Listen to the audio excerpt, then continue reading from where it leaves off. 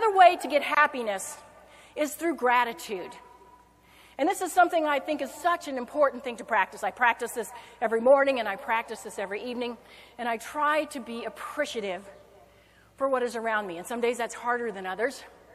But I learned this lesson, again, from some of the most places where you don't expect it. My boys, many years ago, were about 3 and 5.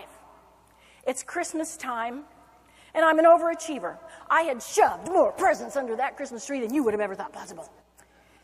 Come Christmas morning, these children come racing down, and they find their presents, and my 5-year-old, he grabs a present with his name on it. He rips it open, and he's jumping up and down going, oh, thank you, thank you, thank you, thank you, thank you. This is just what I wanted.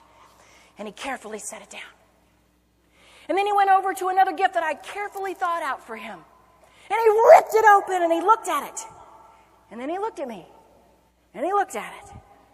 And he looked at me, and he said, Mom, I didn't ask for this.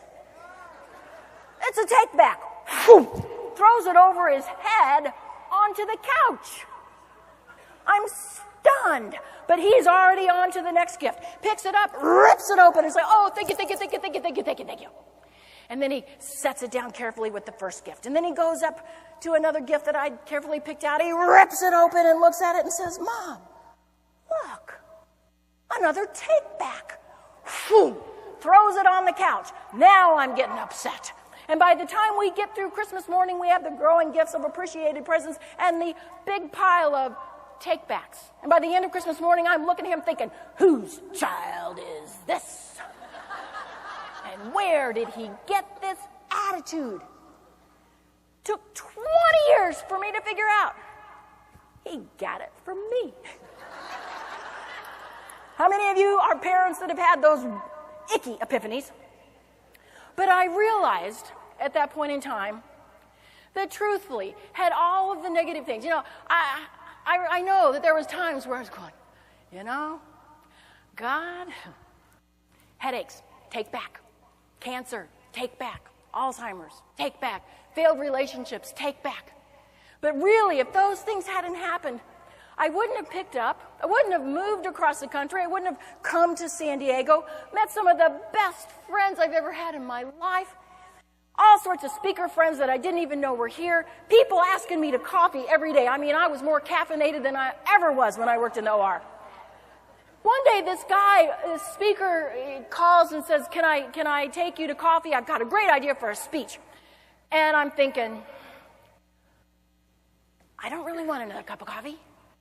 But this guy has sold $3.5 million books.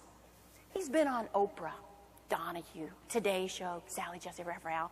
I had this light bulb that went off. I'm going to let him pay for brunch, and I'll pick his brain. He'll never figure it out. So we meet at 11:30 for coffee. We have a bagel, we have coffee, and we start talking, and we talk a little business, and then we talk a little personal, we talk a little business. And then at one point he says, now, do you need to get back up to Carlsbad, or could I take you for another bite to eat? And I remember thinking, all this guy thinks about is food. I mean, for goodness sake, we just sat down at 11:30 with a bagel, and it's only 7 o'clock at night. Oh, my gosh. I couldn't believe it. They closed the coffee shop, so we walked a block, got pizza. 10 minutes later, it's 11:30. 12-hour coffee date. 9 months later at the coffee shop, he asks me to marry him. But wait, there's more. My husband, Greg Godak, is the author of 1,001 Ways to Be Romantic.